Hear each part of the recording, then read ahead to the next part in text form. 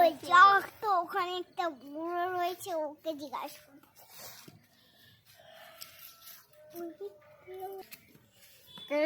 গোপলা নাকি?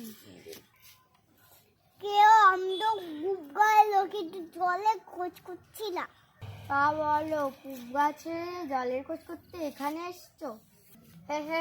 তা যাই বলো বাপু, এমন খাসা জল কিন্তু কোথাও পাবে না। খাসা জল, টোপা জল একদম চমৎকার জল। ওকে হ্যাঁ, আমি তো সকালে হাঁটতে হাঁটতে কান রয়ে গেছে, তার জন্য জলের খোঁজ করছি। তো ভাববে ভালো জল দেখলেই তো চেষ্টা পায়, নাম করলে চেষ্টা পায়, ভাবতে গেলে চেষ্টা পায়। তেমন জল তো কখনো খাওনি? ঘুমরির জল খেয়েছো কখনো? আগে না, আমি ঘুগনির জল খাইনি। খাওনি? ঘুমরি হচ্ছে আমার মামার বাড়ি, কলতল জলের জায়গা।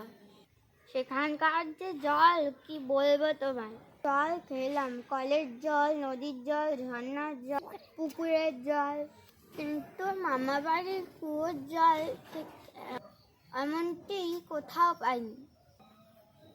ঠিক যেন চিনির পানা, ঠিক যেন কেওড়া জল শরবত।